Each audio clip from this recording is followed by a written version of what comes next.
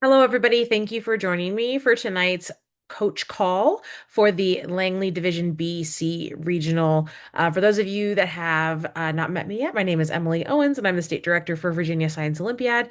And tonight we are going to be talking about everything that you need to know to get your team ready for competition on January 24th. For those of you joining me live, please feel free to ask questions in the chat. I will do my best to answer them as I talk. Um, and this is about making sure that you have the answers that you need. So don't hesitate to ask any question that you may have. Um, we know that a lot of the work that coaches have to do is the heavy stuff is before the tournament, and we want to make sure that you have the answers that you need to get those things done. So, our agenda tonight, we are going to be talking about kind of two different or two divisions in a way of our time. The first is going to be preparing for tournament day. So talking about the things that you need to know and do in advance of January 24th, going through how to do rosters and other team preparations. And then the other part of it, which will probably take a little bit more time than the preparation part, is going to be walking through tournament day. So for those of you that have never been to a Science Olympiad tournament before or are trying to get students new to Science Olympiad ready for that day, this can give you some good context to share with them about what to expect. So let's start with talking about event supervisors. Thank you all so much for providing your event supervisor submissions. That's the bulk of actually the emails that I've been sending out during this first part of January is letting event supervisors know that they were selected, getting them up to date on their training opportunities, letting our event group leaders know who our event supervisors are. So we're really rolling on getting people ready to run these events for us. So thank you so much for providing us good quality adults to volunteer in these roles. And as a reminder, if any questions come up about your school's event supervisors, you are welcome to connect with me about that. But they also will have an event group leader who will be in contact with them about the logistics of their event. Um, by this weekend, I think no later than this weekend is what we expected. Okay. Um, Also a huge thank you to anyone who may be watching this that is a test writer because we have separate writers. So none of our event supervisors have to write their test, which is lovely. And so if that's a question that comes up at all for your people that you submitted that were selected as event supervisors, no, they don't have to write a test. We just have to have them run it. And so hopefully that eases their expectation a little bit about what we're asking them to do. And we're excited to have them join us for this first regional. So like I said, they will be getting live virtual training. And I know some of you as coaches are also event supervisors, so you've been getting like double emails from me. But know that we are going to be training in like different groups. So if you're a building event supervisor or your school is doing a build event, they're going to get different training that's specific to their event. Whereas I'll do like a general training for written tests. I think our experimental design people are getting a separate training because that event is so unique. So we are doing our best to give you exactly what you need. Volunteers, that's pretty much the point where we're at with a lot of our Langley regional teams is that, you've given me your event supervisors. Now we're fulfilling that like very small volunteer requirement. So teams are required to provide day of volunteers. It's a much smaller number than in years past, though, because we assign our event supervisors in pairings. So take a look in the portal if you haven't already to see who is signing up on behalf of your team, or if you haven't shared that information with your community. We do have a Vaso volunteer portal, so it's like very similar to the coach portal. It's like another tab, another role, but your community adults, even high school students, can sign up to make accounts to volunteer on behalf of schools. So it could be parents, mentors, coaches, community members, and then there are, like I said, some limited high school student roles. So the Vaso volunteer portal is where they will go for that. And then you can actually see your volunteers, like who is signed up on behalf of your school in the coach portal. There's a tab for volunteers, and you can see if your school has fulfilled their requirement or if there are additional volunteers needed. So whether it's an event supervisor or volunteers, right? These tournaments don't happen without those wonderful people giving their time. Vaso is a small working board, pretty much comprising like 11 people. So we know that it takes a lot more manpower than that to get this done. And so thank you to your teams for providing that for us and giving these experiences to our students. Probably like the one-stop shop for all the other things that you have to worry about or focus on in your tournament day preparations are listed in the coach checklist that I've sent out. It's also available on our Vaso resources page. And if you are a coach, then you also got an email from me earlier today linking these slides, and it's live linked in the slides. But this coach checklist really has everything that you need to be aware of in advance of tournament day and has things linked like tournament schedules or where you go to do certain functions. So I'm going to talk through a lot of this stuff more specifically, but just know that it's really all encapsulated here in this checklist. And I hope you find this to be a useful tool. It helps me organize myself, so hopefully that's the same for you. So one of the main things, in addition to just like getting your volunteer ducks in a row, one of the main tasks for coaches before tournament day is student rosters. So we don't need to know which students are doing which events in advance, but we do need to know who's on your team, just generally. So there's that VASO permission form that's available on our website. Students must have a permission form filled out from Vaso on record before competition begins. Your school may have additional requirements of permission slips for like field trips, but this is for Vaso that they can compete um, in Virginia Science Olympiad. They only have to do it once a year, so you're not going to have to do it again if you qualify for state, but we need it for before regional competition.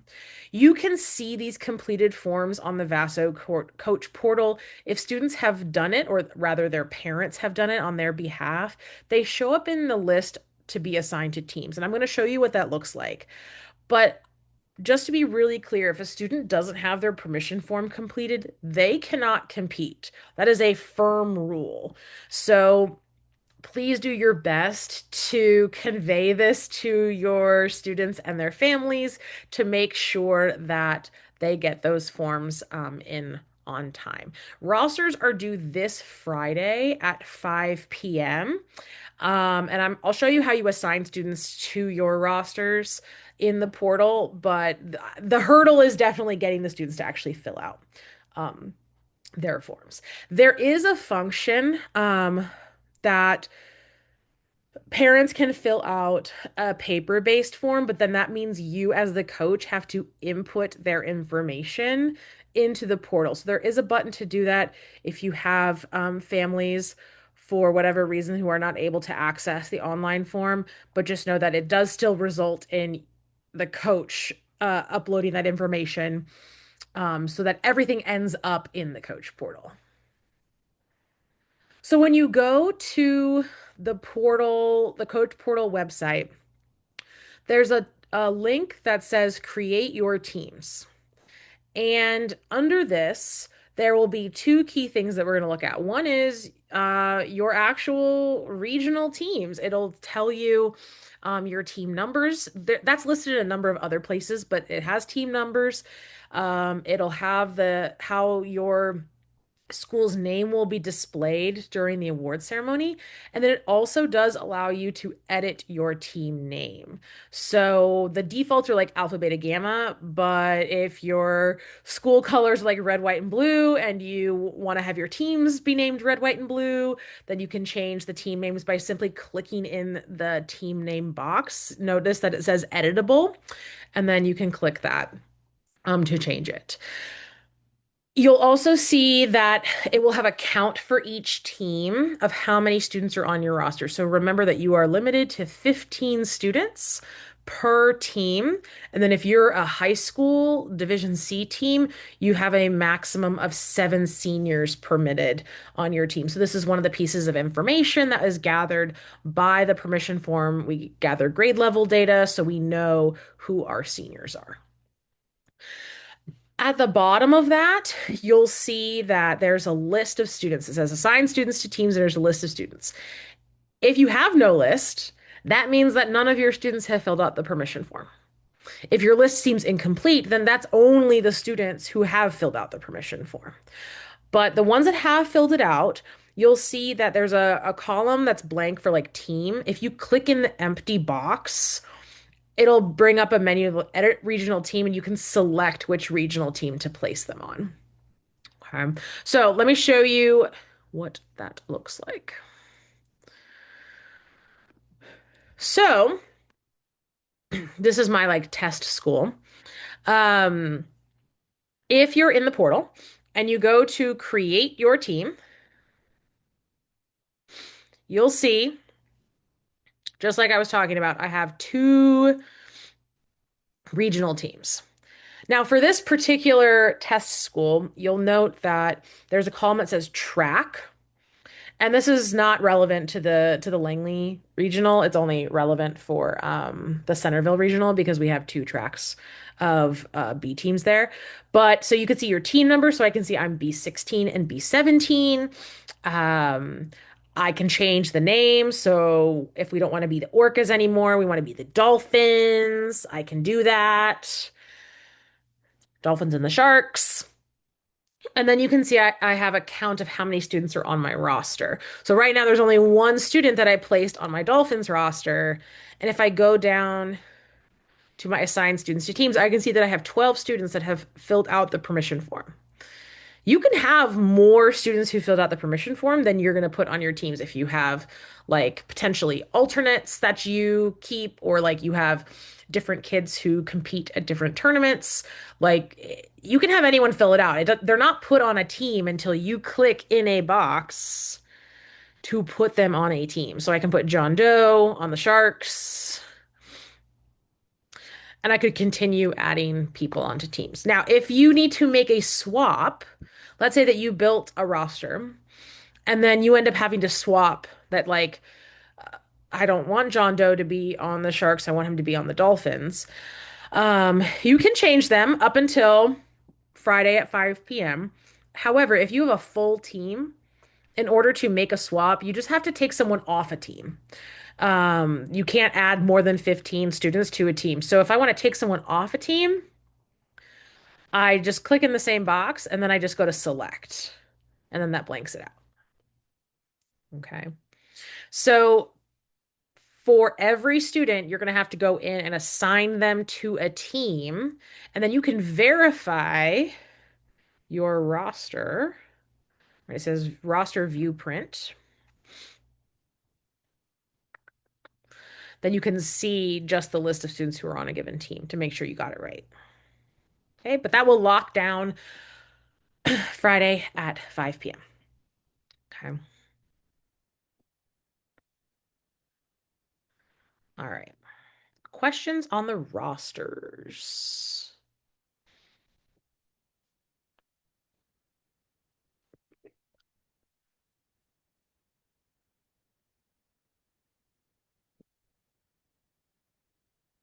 Okay. You'll notice there's also a part on that create your teams portion that has the coaches listed. And we want to know which coaches are coming to the regional. So it defaults to no. It defaults to the answer no to coming to the regionals. But you can click on that and change it to yes to let us know that you'll be there. So really simple, but let me just show you. So you can see right now on my test school that I'm listed as a no. I can just click on that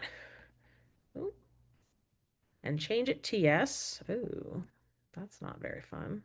My computer's kind of going crazy. There we go.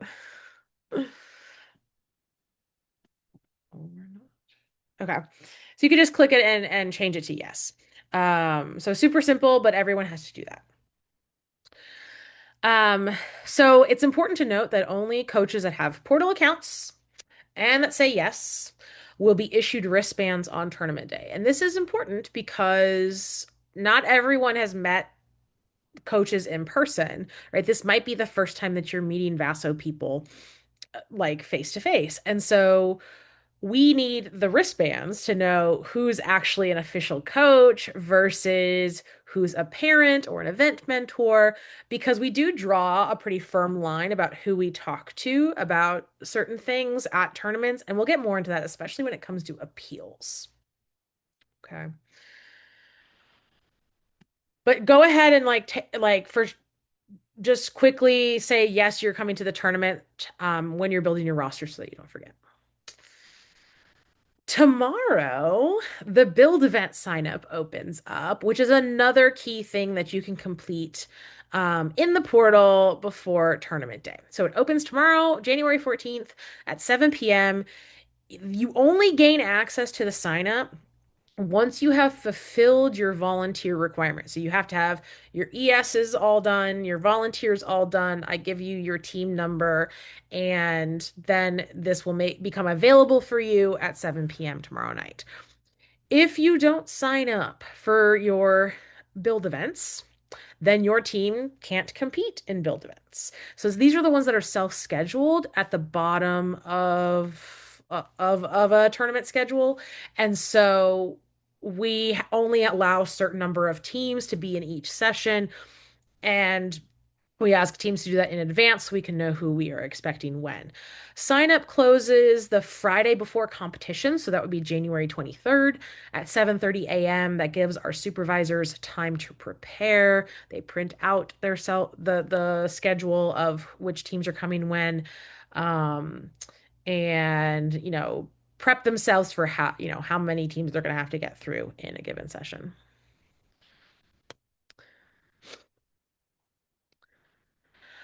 Yes. So if you haven't met your volunteer requirement or haven't fulfilled event supervisors, because we do still have some lingering, then you won't be able to sign up for build events. That you have to have those pieces done before we give you access to the build event sign up. Please pay attention to student conflicts with other events. We don't move the events that are already designated by session. So if you have two students doing Boom Believer. One of them is doing a written test in session one, and another is doing a written test in session two. Then you can't sign them up for Boom Believer in session one or session two. It has to be a different session. We won't change the written tests to accommodate the build event signups. I will say for this tournament, Division B is a little smaller than Division C. So I expect the build event signups to be probably less full for Division B than for C. But it is nice to be able to like jump in there and get them done when they open so that you can convey all that information to teams about when they're going to be doing their build events. So the way to do this when it becomes available is there's a button on the coach portal that says schedule device testing. So you click that and then it will take you to uh, like if you have multiple teams, you have to sign up for each team individually so they can do a build event at different times. Like I can have one team do hovercraft in session three and one team do hovercraft in session five. So you do sign them up independently. But you can see that it will tell you what the available slots are when you sign up. So if you go in to sign up and one of the sessions is not listed, that means it's now full and is no longer an option. Okay. And these are not the same events as what you may have at what we're going to have at Langley. This is just an example. Okay. But so you do that for every team. And then you'll be able to see like a listing of them. So let's say I do this. Oop, I'm not going to sign up for helicopter. Mhm. Okay. Okay. So then you can see a list down at the bottom of what events each of your teams is doing when to confirm. And you can change them if you need to, but that Friday at 7:30 a.m., so the 23rd, is when they close down. And we can't guarantee that you're going to be able to like switch it to a session that you want, right? It just depends on what other people have signed up for. Okay. Once you have your build event signups, or even maybe like before that, it's important that you share your event schedule with your team members and families. Let them know like what your expectation is of like when they arrive. Doors open at 7:30, but that doesn't mean they have to be there at 7:30. So if you expect all your team members to be there right at the beginning, like let them know that. Or if for your school it works better that like individual families are going to be coming before their certain events, like that's up to you as the coach. You're in charge of your competitors for tournament day. So you can make that decision, but just be clear about that. Um, Make sure that students know to bring all necessary materials. You, as the coach, don't have to bring them yourself unless that's something that you've like decided in your coaching role. Um, and that may also vary with level, whether you're Division B or Division C. But they should know that they should consult their rules to have a list of things that they're allowed to bring, right? Who's bringing the chemistry kits? Who's bringing their personal protective equipment, their goggles, their aprons?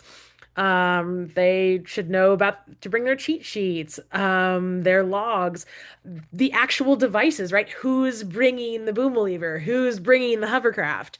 Um, and I think it's a really good exercise as a whole team to take some time to review the rules and clarifications to double check all of this.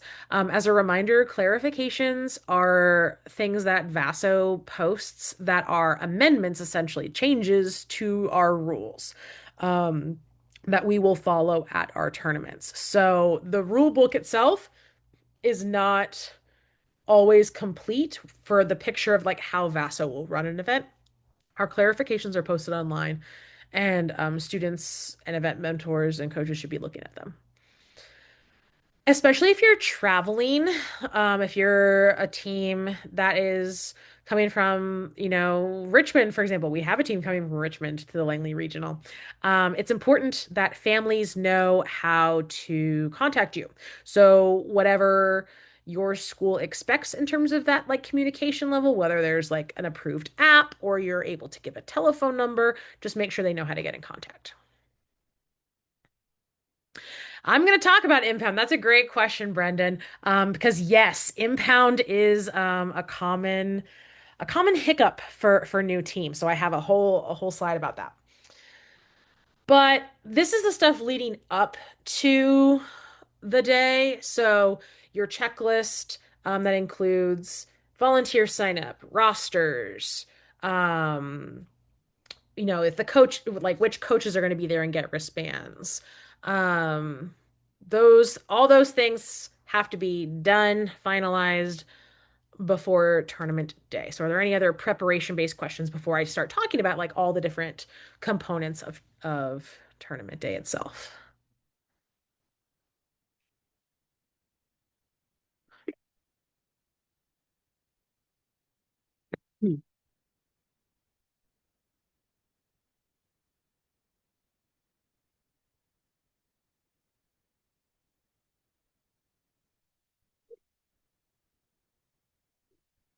Should the head coach communicate event supervisor and volunteer arrival times?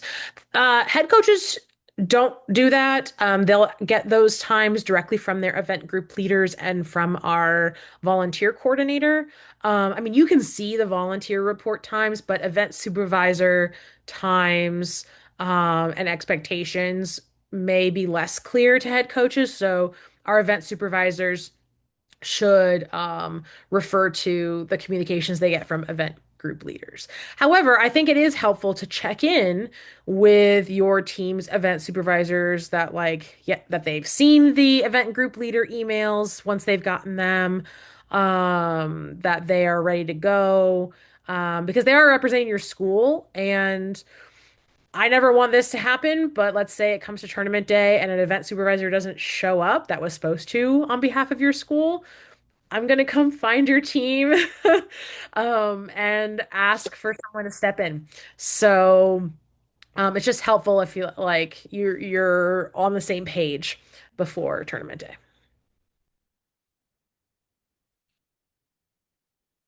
Other questions before we get into a tournament day walkthrough?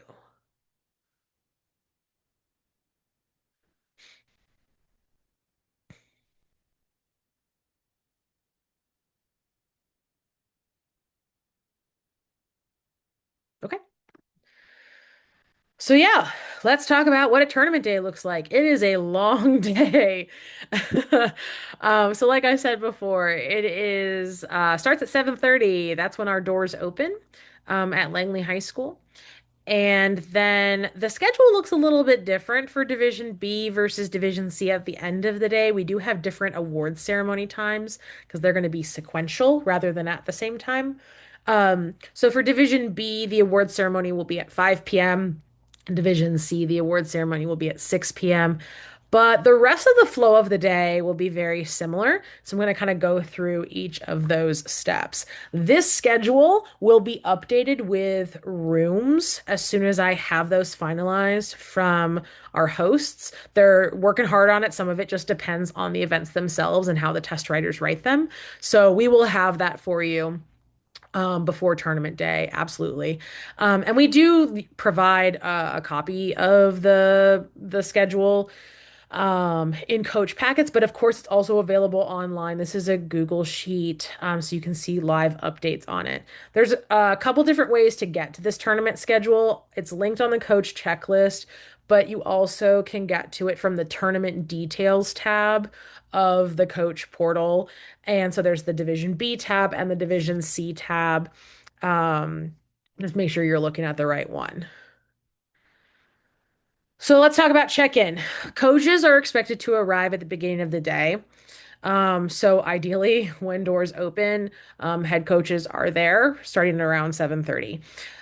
For this particular tournament at Langley, check-in's going to be at Langley Hall, which is near the entrance.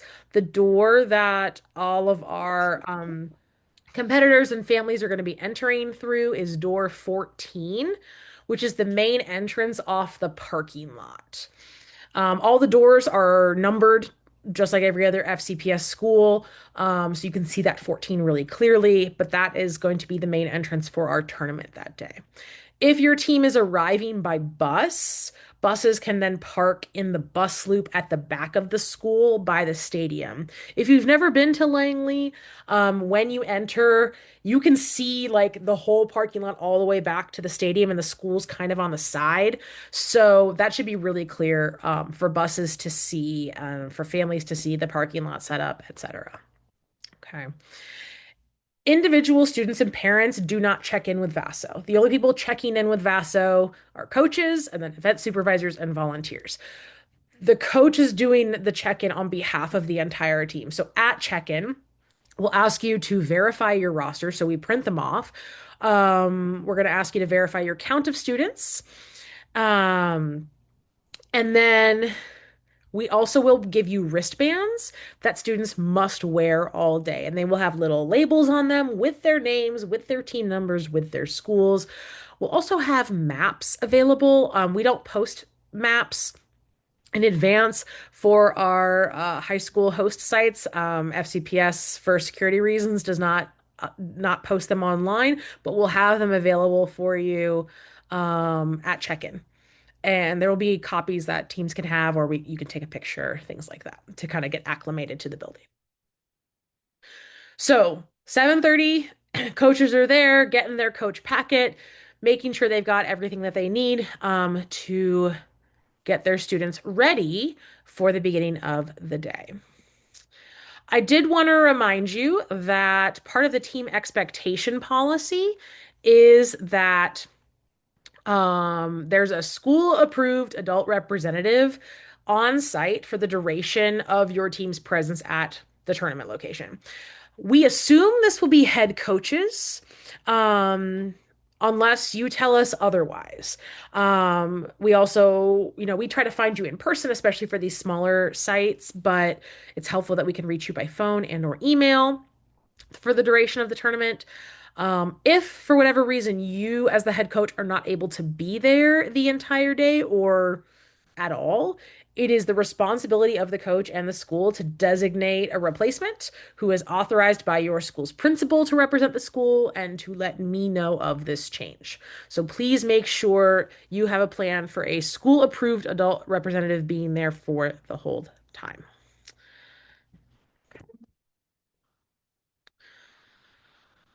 Also, just to, like that little blurb at the bottom there about teams are expected to provide volunteers to supervise and assist. You guys are doing a great job with that. So thank you so much for helping us out with that expectation. Okay. So I mentioned you're going to get wristbands. The wristbands are a requirement of competition. You'll find that to be true at any Science Olympiad tournament if you've never been to one before.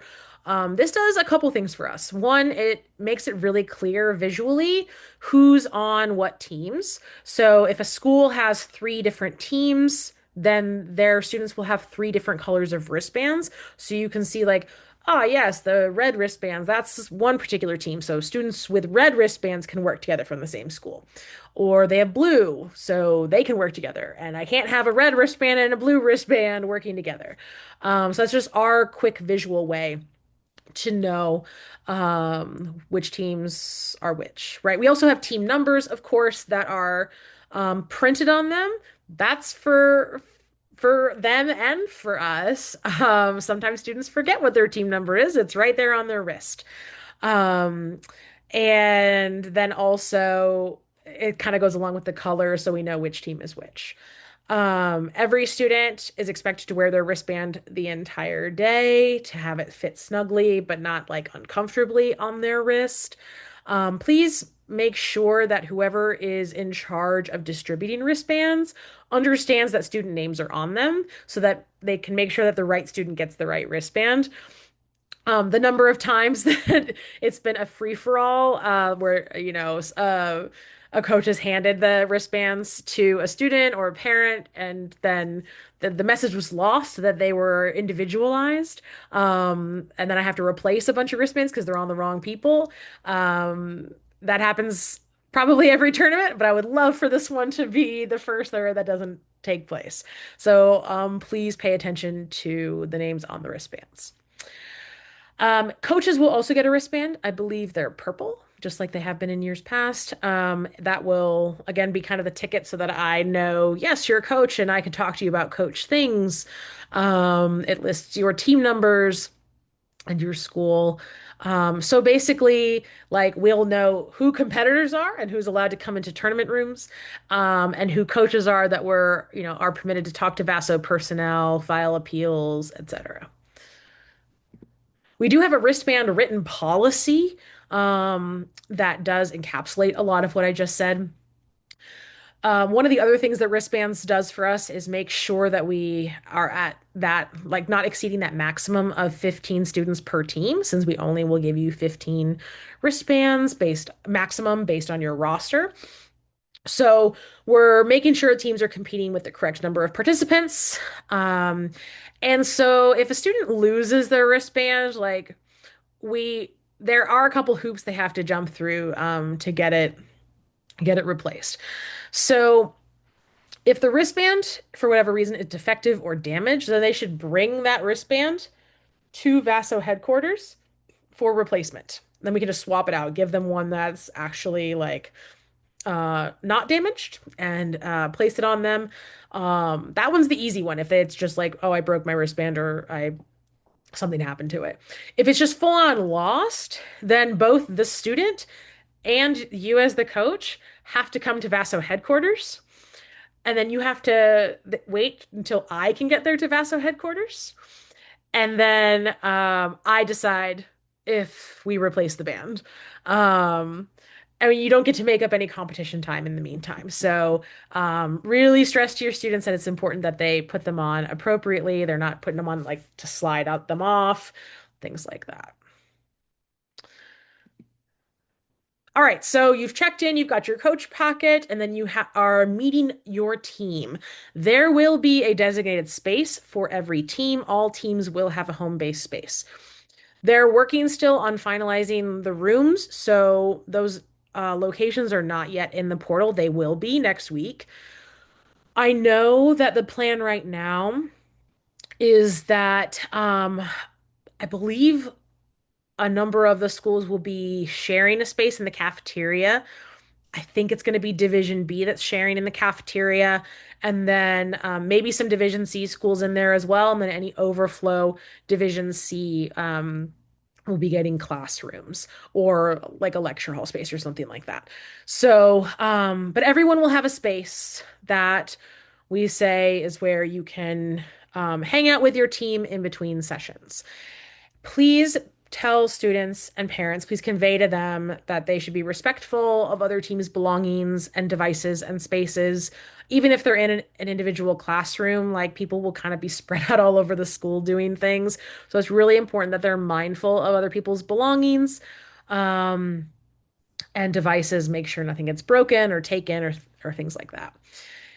Wherever that home-based space is for your school, it's really helpful to have a coach or other knowledgeable adult who's kind of staying in the home-based area the whole time during the tournament. Or that could be like different people who are like cycling in, but at least there's always someone there, so that we can find you if we have a question or if you filed an appeal. It's also helpful for your students to know that like if something happens, like they can always go to home base and know that there's an adult there to help them out. That space that your team will be in, you're also responsible for cleaning it up. So there will be like a trash bag that's put into your coach packet at the beginning, like what that you pick up at the beginning of the tournament. Um, of course, there will be other trash cans and things around, just like any other school has. But it's important that wherever our team members go, wherever our families go, they know to clean up after themselves. Otherwise, there could be penalties. So, we're very grateful that Langley is hosting us. We want to treat their space kindly. And so that means not just the event rooms, but also home-based spaces. So if something happens in an event where a team doesn't pick up after themselves, there can be a penalty to their score in the event. Some events actually specify a cleanup penalty, like some of the chemistry events do. If there's not a specified penalty in the rules, then we can assign a 5% penalty to the team's final ranking for that event. But this also is relevant to, their home base spaces, and that would impact your team's overall tournament score. And we never want that to happen. So we just ask that you convey the message to your team, to your families that are attending to please pick up after themselves and treat the space kindly. For some of those home bases that are going to be in classrooms, we ask that they also not use any materials in the classrooms. Please don't use the teacher's staplers, tape, tissues, pens. This might seem like small things to you, but I don't want to leave a teacher without any tissues that they come back to on Monday, or use up their tape dispenser or their staples or things like that. Um, so please be mindful of that. If you need to use anything like that, like bring your own. Please don't use the teacher desk at all if there is one. That's usually a space that's more personal for teachers. And as a teacher, I can kind of agree with that. Um, and like I said, trash bags will be provided to you to dispose of trash so that you don't have to use the classroom bins. Just makes it easier, especially because we expect there to be probably more trash than an average classroom day may generate with snacks and lunch and whatnot. I do think it's really, really helpful if you're in a classroom space that you take a picture of the room when you first arrive so that you know exactly how to leave it at the end of the day, take multiple angles, take a picture of the teacher desk, take a picture of the classroom desks and where they're oriented. We expect it to be returned in the same condition that you found it.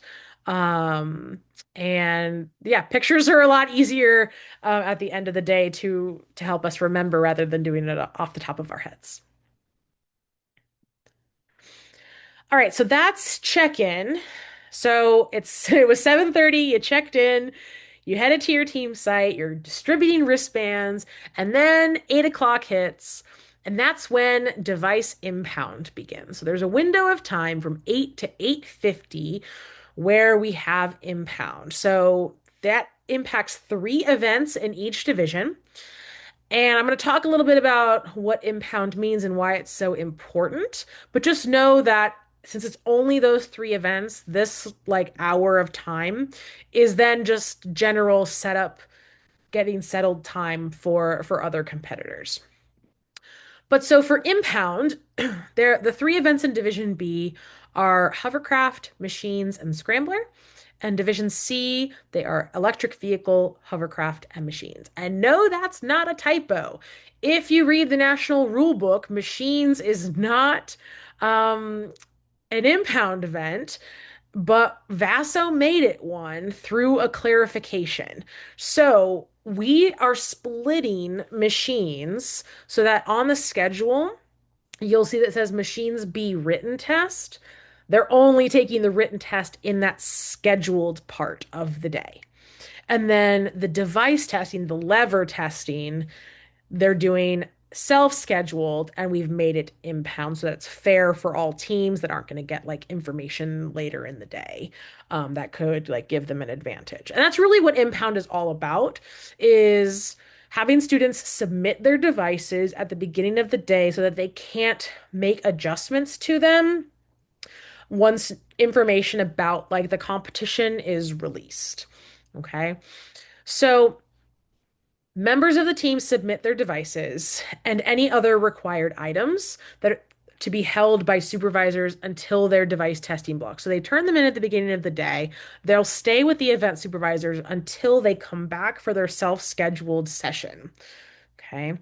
And notice that I said members of the team.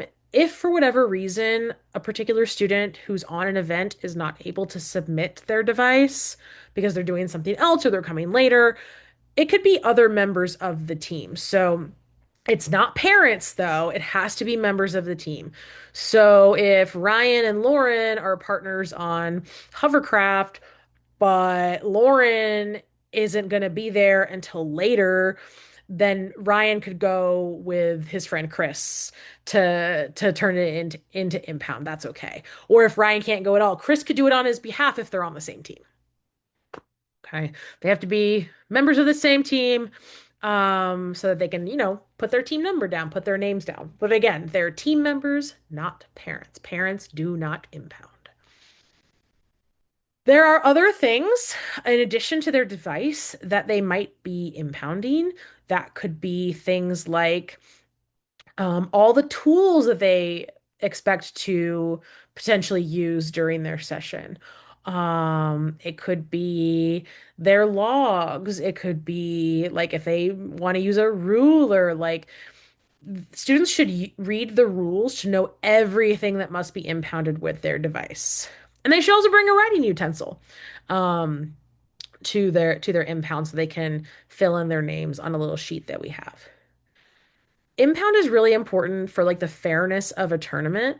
So if teams miss that impound window and don't submit their scrambler devices or hovercrafts or electric vehicles or whatever during that time, there is a significant penalty in their score. So obviously we want to avoid that. So please convey to your teams that they must impound during that 8 to 8:50 window. Notice that Boom Believer is not impounded. There's not really any new information to be shared about Boom throughout the day. We all know what the goal is of that event. There's no like released information about a track length or a target time or things like that that would require an impound. So when Once they've impounded, and everyone impounds at the same time in that window, your team signed up for a general session block for like the actual self-scheduled device portion. So let's say they impounded their device at 8:30 in hovercraft, and then they come back in like session four to test it. They were just signing up for that general block. They're not going to be there that whole block. There's not a set order for teams in the same block. So the supervisor often will ask who wants to go first. But just know that like it's usually no more than 15 minutes of that actual like block of time. That testing will include discussion with the event supervisor. The supervisor will likely have some questions for them about their design and their construction and how they might have thought about certain things or designed or built certain things.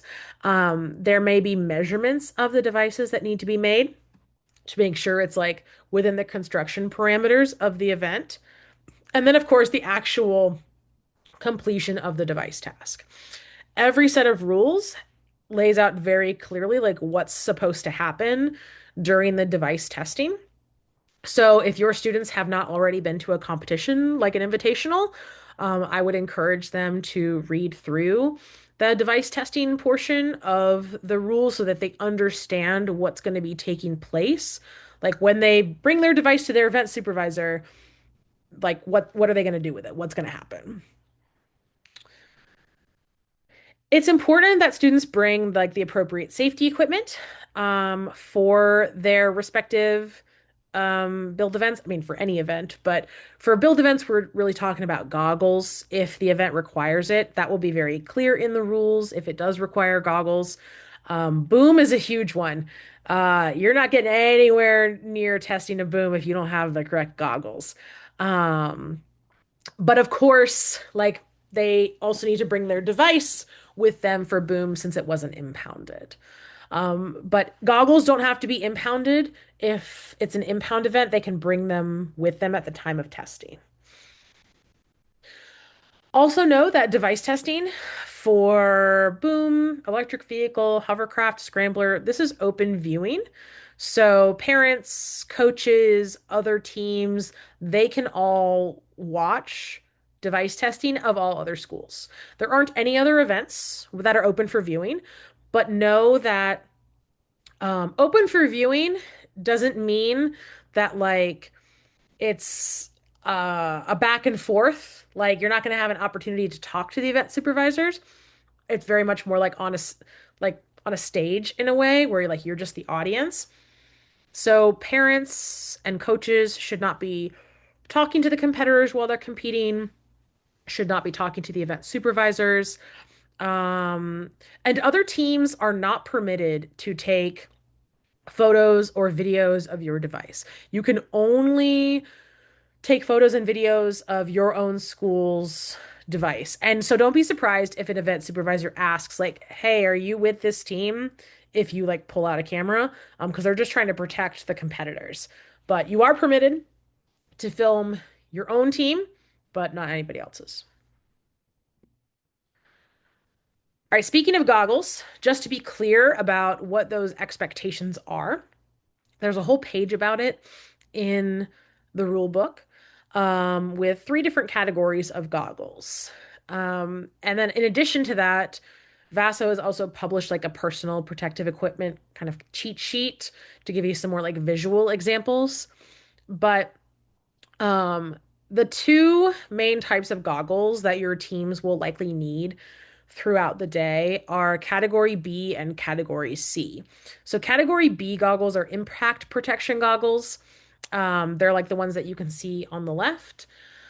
They have a rating of Z87 plus. It must have that exact rating to be considered impact protection. And so that's for things like boom and lever, right? We have little pieces of flying wood. So event supervisors will check that they have the appropriate goggles before they come to compete.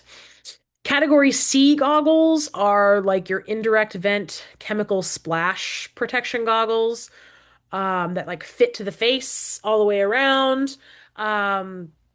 They only have to have a rating of Z87. However, a lot of schools' goggles would fit both category B and C. I know at least in Fairfax County, the goggles that we buy, they're all category C goggles with Z87 plus ratings. So students from my school could use them for Boom Believer and for Chem Lab. So just pay attention to those little ratings that should be marked on the goggles, and the event supervisors will check for them um, to make sure that they're the appropriate level of protection. All right, other construction reminders. So the devices that your students are bringing should only be constructed by members of the 15 student team that's competing. So let's say you have two different teams. You have your dolphins and your sharks. And let's say the Dolphins are competing in hovercraft. Their hovercraft device can only be built by other students on the Dolphins team. They cannot have any help building from the Sharks team. Okay. So your teams are separate from each other. They can talk ideas, right? Just like we can talk ideas with whoever. But when it comes to building the device, constructing the physical thing, it must be consolidated by team. Okay. Mentors, so that could mean parents, coaches, other teachers, hobbyists, whoever, are absolutely prohibited from constructing any part of the device presented for judging. They can train a student how to use tools, oversee them using certain tools, but they are not supposed to do it for them. If there is a task that, like in their design, that an adult deems not safe for a student to do, then they need to find another way to do it. They are not allowed to do it for the student. Okay. So team members are expected to design a device that they can safely build themselves. Okay. And this is where the 15-person team can really help. So let's say that like there's someone on your team who's like really hesitant to use a drill, but another team member is like, oh, I use it all the time.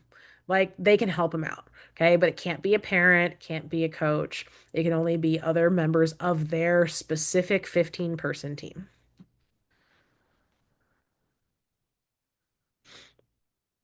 Yes, power tools are permitted in construction prior to competition. Absolutely. We just add in this part here about impounded competition that like you're not going to be allowed to use power tools because part of that is just the logistical like access to outlets if it's something that plugs in.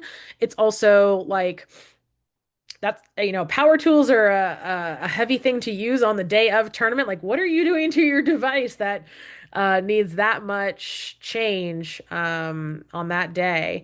And then there is just the safety thing as well because there are going to be a lot more people around.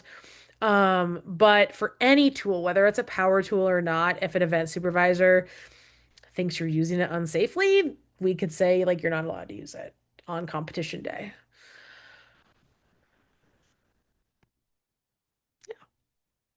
Okay. So that this is just something I really want to highlight, especially having just finished two Division B invitationals in December and January. Really make sure that the parents of your teams understand the line that like they can oversee, but they cannot do for their students. And for Division C teams, I would say the line to be careful of is between your teams, making sure they know that Team A must be completely independent of Team B in builds. Also, we expect that the people who built the device are the ones present to operate the device in competition. And part of that is because, like, they know how to use it, but also because we may have questions about it that we need the builder to be able to answer. So let's say that again, going back to the hovercraft example, Ryan and Lauren built a hovercraft together. I expect that Ryan and Lauren are the two that are testing the device when they get to competition day. Um, If they're not, then that's going to be really challenging to be able to evaluate their device, and also just again logistically, maybe other people wouldn't know how to run their device. So it's important that the builders are the ones who are presenting and testing the device. If for whatever reason talking to the students who are running the device doesn't clarify for us who designed it, who built it, etc., we may want to talk to other people on the team. And that could be like from the event supervisor, or it could be started by the appeals committee. Just kind of depends on the nature of the conversation. If a student can't answer the questions satisfactorily, like they can't tell us how they designed something or how they did something, um, and that leads the event supervisor to think that the student was not the one who built the device, the team can be penalized, and that can be all the way up to a disqualification. Okay. It's also, yeah, to address the question in the chat, it's not a problem if only one student built it and they just bring someone to help them. Like as long as the person who like knows the answers to how it was built is there, it could just be that one person. That's fine. But and so we might see that in an event like Boom a Lever, right? One person builds a boom, but you want to have a second person with you to like hold the bucket. So that's normal. That's okay. All right. So when students submit their devices, we do ask them to like sign this little top of a sheet that tells us their team number, their school and team name, the student names, and it certifies they sign and certify that like yes, this was only built by students on my 15-person team. And there's a couple other questions on there that just helps like the event supervisors know later like what things to ask about. Like if they used a kit, like that's allowed as long as like they substantially modified it. But of course, circling yes just means that the event supervisor is going to ask, how did you substantially modify this kit? Using a 3D printer is allowed, but then it just lets us know as the event supervisor, we might want to ask about who catted the files, where did the design come from, etc. And then again, please make sure that teams should bring a pencil to impound so that they can like fill this portion out. Just giving you like another condensed list of things that parents are not allowed to do. We have an entire parent participation policy that you are encouraged and welcome to share with your community. But again, to summarize, parents are not permitted to construct any part of a competition device. If they student can't do it safely, they got to find another way to do it. Parents are not permitted to test, assemble, or calibrate competition devices at any time. There should be no parents in a hallway running hovercrafts or fiddling with a scrambler or testing out an electric vehicle. Okay. They should not enter the competition area at tournaments. Again, there will be a pretty clear divide of where an audience is allowed to watch and where the competitors actually are, and they need to respect that line. They cannot interfere with an event, and they cannot offer advice or coaching from the sidelines. Even if they are the event mentor, like for that period of time, they just have to let the students do their thing. There can be penalties for interference. Okay. And then, like I said before, they're not allowed to take pictures of other teams' devices. They certainly can't touch them. And then they're also not supposed to contact Vaso directly with concerns or questions. These should go through you as the head coach. And so that also means that, like, they should be respecting your role as coach to not like go over your head and ask questions of us or seek further clarification from us. Like it really should go through you. I also then want to remind that with all this stuff about device testing, again, please make sure students are familiar with the VASO clarifications that impact their events. You can find these on our website just to show you where they are. So we have an entire page about clarifications, but you can also see them by event. So let's say, for example, I click event, I scroll down, and I go to Scrambler. You can see that we have quite a few clarifications about Scrambler that are posted. Again, these are deviations from the national rules or corrections from the national rules. So, like a really big one for Scrambler that we posted early in the season. Teams, even if they are from the same school, may not share any impounded resources at VASO tournaments. They cannot share launchers, they cannot share masses, they cannot share spare parts or papers or alignment devices. So they must, each team at your school must have their own complete individual scrambler setup. That is a change from the national rules. So, like, that's a pretty hefty change. There are other ones that can be kind of smaller than that, that we'll see in a variety of events, but clarifications can have significant impact. So please make sure your students are paying attention.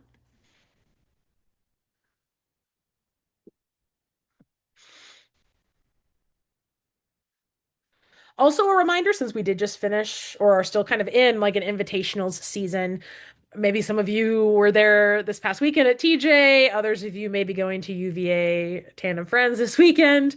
Just because a device passed an invitational, like their construction check and all of that, it doesn't mean that we're going to deem it compliant for regionals. We have a different staff, we have a highly trained staff.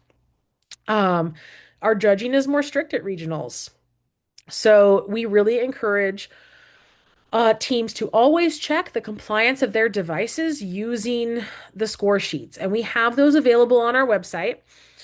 So let's say for Scrambler, you can see that we have under the resources the VASO event checklists and score sheets.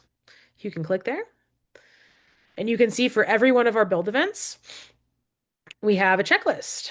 So VASO checklist for Scrambler.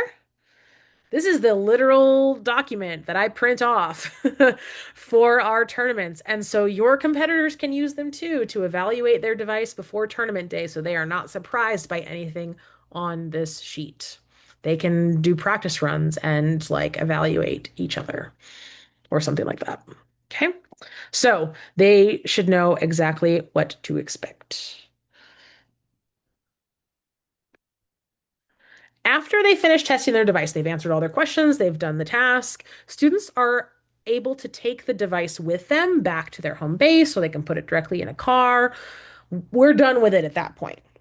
The only exception to that is teams that, based on how the device ran, may may want to file an appeal. So in that instance, they should leave the device with the supervisors. Otherwise, they can take it. And it's really important that they get it. They take it out of, impound or out of the event space before awards. Otherwise, we can apply a cleanup penalty for that as well. So speaking of appeals, what is an appeal? Appeals are things that are can be initiated by coaches or sometimes by event supervisors where there's a question about a ruling on the part of something that a supervisor decided. Okay. Or maybe there's some uncertainty around how a rule is interpreted.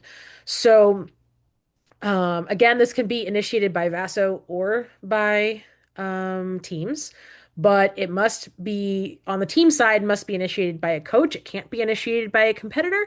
It cannot be initiated by a non-coach parent or a non-coach mentor. It's only the head coach or whoever has portal access and like those wristbands. They're the ones who can submit appeals.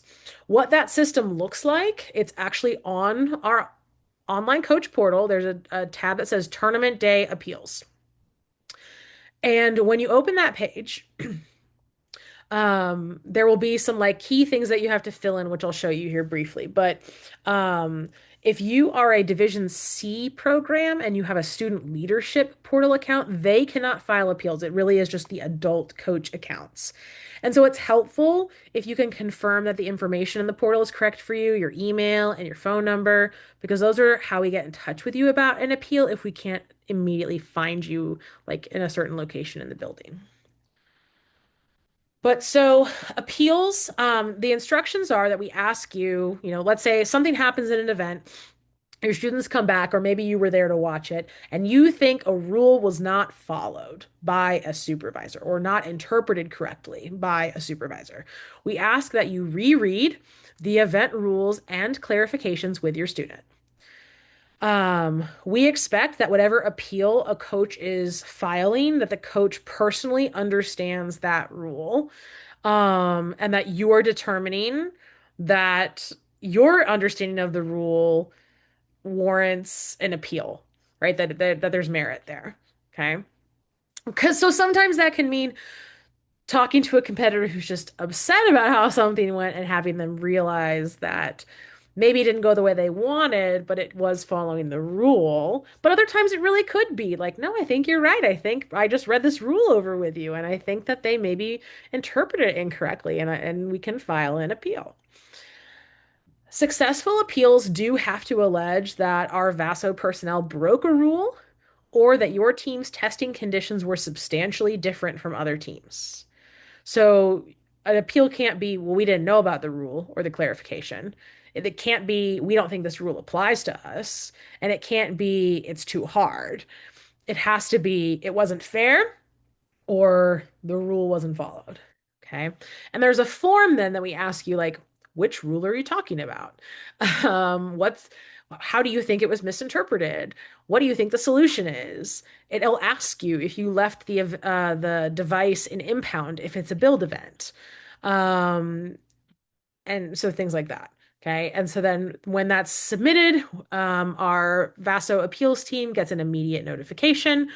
They read it, they'll talk to the event supervisors, they'll come talk to you, and ultimately make a determination. All right, questions about device testing or appeals or anything like that before we talk about just the rest of the day and the sessions.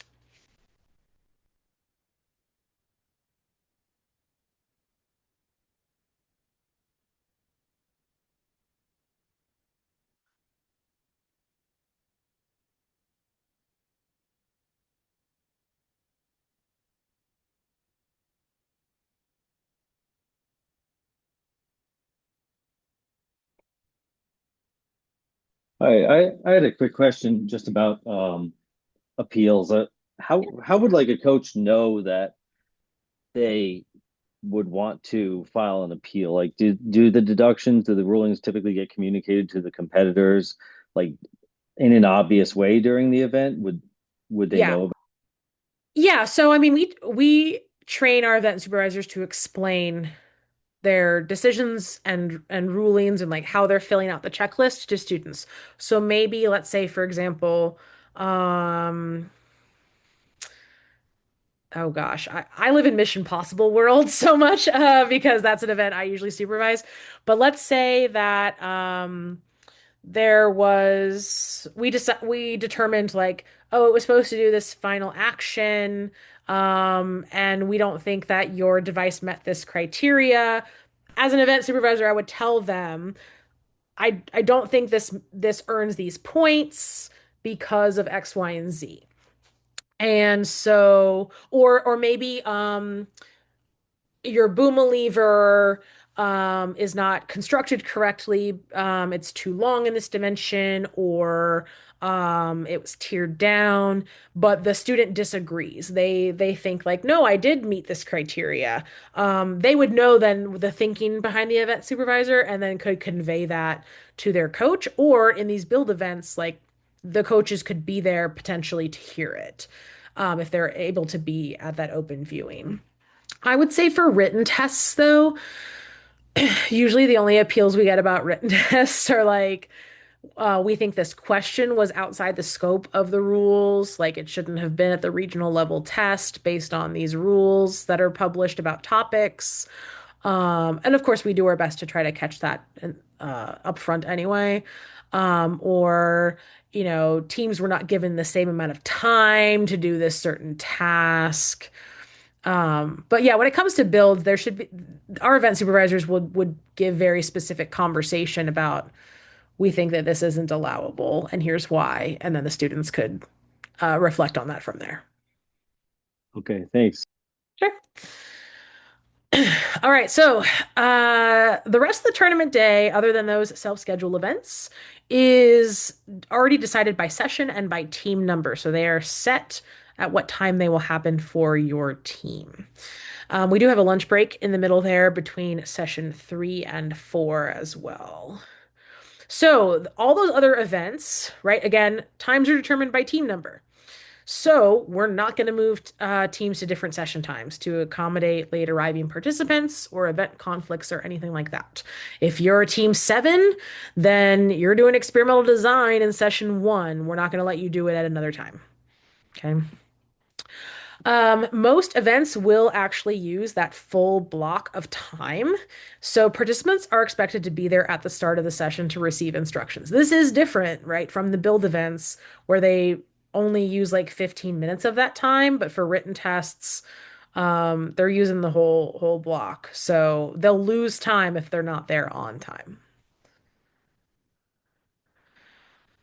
At this point in any of these presentations, I feel like a broken record, but gosh, the most important thing is really that teams read their rules and they know what they're allowed to bring and what they're going to be expected to do. So, different events have different allowances for materials like binders or notes sheets or calculators. There are important details for those items. And if this is something new to you and you did not attend the coach clinic, I really encourage you to look at some of the resources that are posted, or your teams can watch the videos as well. We have an entire video about reading the rules. I did a coach clinic series about like rule preparations. So, that would be like a good review resource for sure. But yeah, our team members should be able to read at the top of a page. I can bring this size binder, and I can bring this type of calculator, and I need these type of goggles. And again, they should bring writing utensils to every event, and to impound, so that they can do the thing. There are also a lot of other resources that I encourage teams to look at just to make sure they're like covering all their bases. Of course, the website has a ton of information. The rules do. We have those score sheets, um, and then those clarifications for events. So we do have clarifications for written events sometimes. That could just be like a modification of um, a topic, maybe there was a typo, or it could be something more substantial like water quality, which at this tournament we did not do we're not doing the salinometer testing. So that was a clarification that we issued. So it's just the written test, things like that. I mentioned calculators and types. There are different classes of calculator and different events allow different things. So there's an entire page about this in your rule book. Just make sure that your students are aware. If their event only allows class 2 calculators, which are non-programmable, non-graphing, basically like scientific calculators, they can't show up with a graphing calculator and be allowed to use it. And definitely they're never going to be allowed to use their phone as a calculator. So they can always use a lower class of calculator in an event, but they might be at a disadvantage if the event allows for class 3, but they only have a class 1. But this page is pretty good. It has different examples of calculators, some good visuals, so students can know what they are and are not allowed to bring for those events. And then some events that have other requirements, namely our chem events. In Division B at this regional, that is Crime Busters and Potions and Poisons. And Division C, that is Forensics and Material Science. These events have a paper-based test as well as a hands-on lab portion that uses chemicals during their assigned session.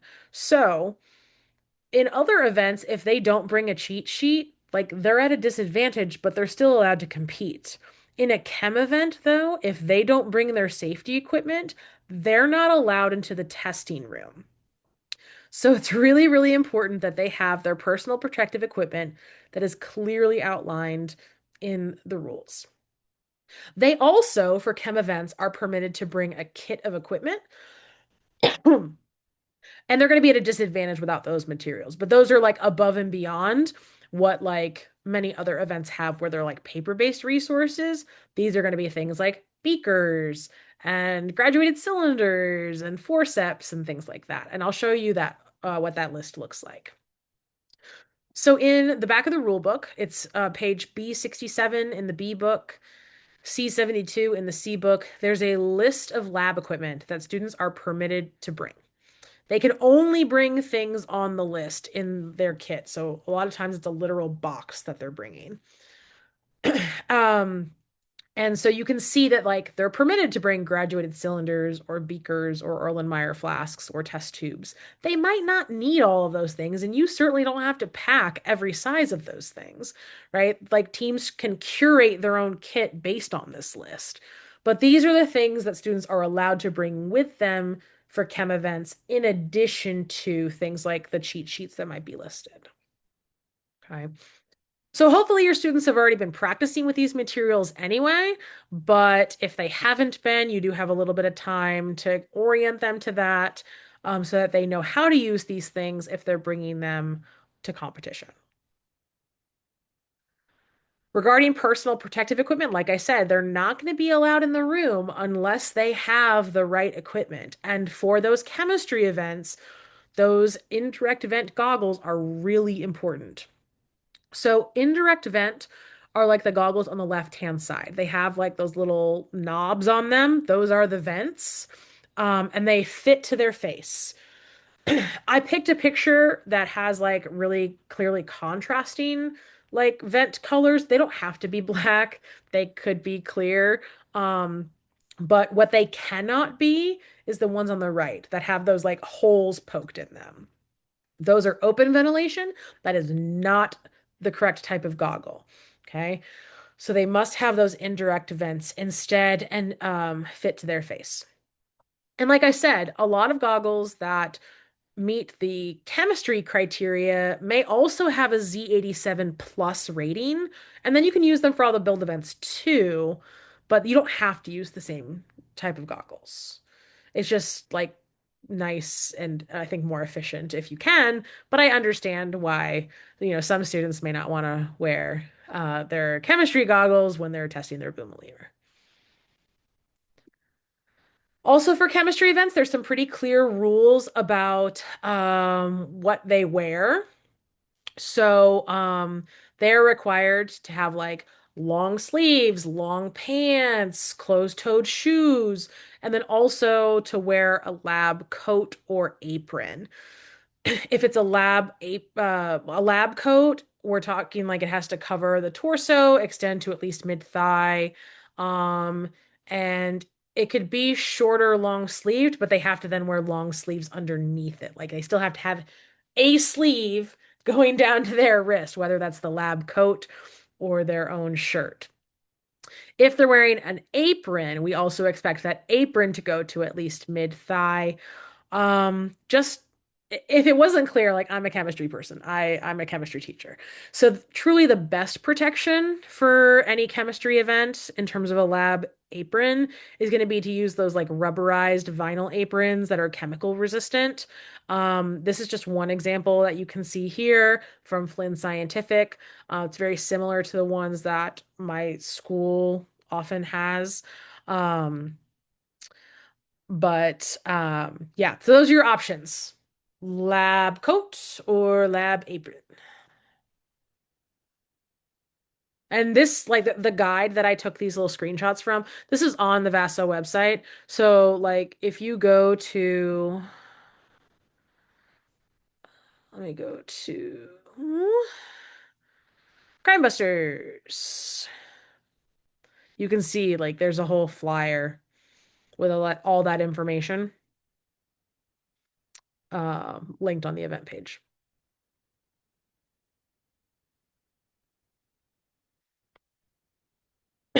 All right. So, I know that's like a ton of information. So let's kind of go through what your role is as a coach through all of this. So, the beginning of tournament, you're doing check-in, you're doing wristbands, you're doing rosters. During the tournament, your students are going to be going to different events. So hopefully you're just available to your team and to families if they have questions. If they need to file an appeal, that's going to be through you. And then I hope that you get some opportunities to just watch your team compete in those open viewing events. That's part of the fun. After the tournament, or after the sessions are done, then you're leading the team in their cleanup efforts for their home-based space, and then you get to enjoy an award ceremony. But through all of this, you're the team connection to Vaso. So if there's anything that we have to like update teams about, if there's a room change or things like that, like we're gonna share it with you directly. Um, and we also will give you a way to contact Vaso directly during the day if the need arises. We usually set up like a Google phone number that you can text. Um, and so we'll make sure that you have that information. But my hope again is that like my role as a coach was always heavier before a tournament, and then during a tournament, I got to enjoy more of it and celebrate my students, and I hope that's true for you as well. So that celebration is, kind of capped off with our award ceremony. Like I said before, Division B, the award ceremony for Langley will be at 5. Division C, it will be at 6. So they will be back to back rather than all together. And honestly, I'm like so excited for it. Um, the Division B tournament being all elementary schools, I think the energy is going to be unmatched. So I'm really, really looking forward to that. For the awards, we will give medals for each event. Top 5 placings in B and top 6 placings in C. The difference is purely because the C tournament is larger than the B tournament with just number of teams. And then for trophies, it will be they'll be awarded to the top 5 schools in B and the top 5 schools in C. So if two teams from the same school rank highly, like they don't each get a trophy, it just goes to the highest placing team of that school. So you can think of it as going to the school collectively. This does also relate to state qualifications. So schools qualify for the state tournament as a whole. They're not qualifying by individual event or individual team or individual team member. So students don't qualify individually. It's the school qualifying. The only exception to that, is our gold bid policy, which I'll go over here in a minute. But yeah, it's just based on the overall tournament place of a school's highest placing team at its own regional. So your schools are only competing against other Langley regional schools for state spots. Um, and if your school qualifies to send a team to state, you're not like held to sticking with those exact students on that highest placing team. You can swap out any students that you want as long as they are students from your school. I realized that I missed the number of teams that are qualifying, but that information is actually in the portal. Let me find it. Here we go. So on the Langley Regional Tournament page, you can see that there are going to be 6 Division B schools and 6 Division C schools who are going to earn state bids. Okay. I mentioned that one exception for individual qualification is gold bids. So let's talk about that.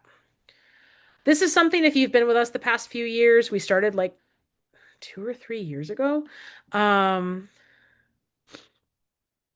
and um, if a school does not qualify for state, so if they're not in the top 6, but they had an event that they took gold, they took first place in at the regional, we will invite those specific students of that winning event to come to the state tournament and compete in that event. This has been really fun the past couple of years, to see some teams that, are up and coming teams or small teams get some recognition and get a chance to compete at the state level. So like just to be clear, here's like an example. We got this idea from Michigan, and so I just always use this Michigan example. In the 2023 season, Hazlitt High School did not qualify for the Michigan State tournament. However, at their regional, they completely crushed it in experimental design and they took first place. Those three students who competed for experimental design for Hazlitt High School were invited to state to compete in experimental design. They were not allowed to do any substitutions. It had to be those exact students. And then it ended up being that they earned second place at state as an exhibition team. Now they don't take away a second place from the like actual like full team competition, but you can see here how that worked. That you would end up with two second places in that instance. So it's just a really fun way for us to get to acknowledge the hard work of more of our students at the state level, and it's been really, really fun. So we also announced those at the regional awards ceremony since we would know who's going to state from that tournament at that point. And then after awards, the full results will get posted on Duosmium after the tournament. So you'll be able to see not just the ones that won medals, not just the teams who won trophies. You'll get to see every placement and every ranking of school. All right. A final plug here from our host site. So Langley High School Science Olympiad will be running concessions throughout the day. So please encourage your participants and families to bring cash for snacks or drinks as they are able. They're being wonderful hosts, and we're really excited to have a tournament there. Also, just a reminder, coaches, you got an email from me earlier, um, a couple days ago about a pizza pre-order for your teams. So that order form is available until Tuesday, actually a week from today, January 20th at 4 p.m. If you just want an easy lunch option that also supports our hosts. All right, what questions do we have about tournament day?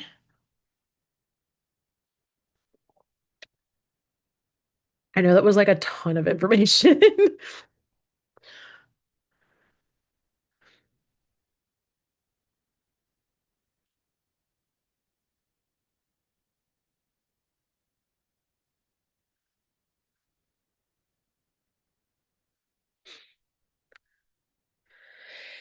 Yes, students are, especially students that, like I get there are students that are going to have allergies or food sensitivities.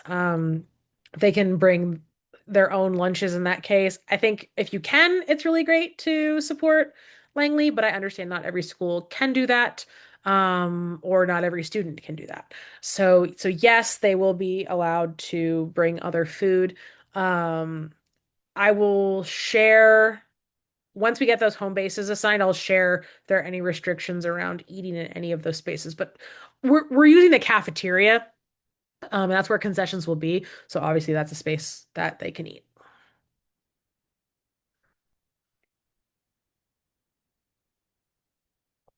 Other questions?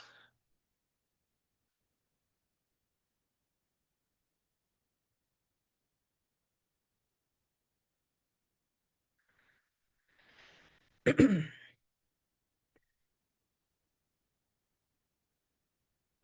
right. Well, thank you so much for joining us for this coach call. I look forward to seeing you on January 24th. This is not the last you'll hear of me before then, though. I will be sending some email reminders and other information as I have updates about home bases and room assignments. But yeah, looking forward to it. And I'll see you on the 24th. Thanks, Emily.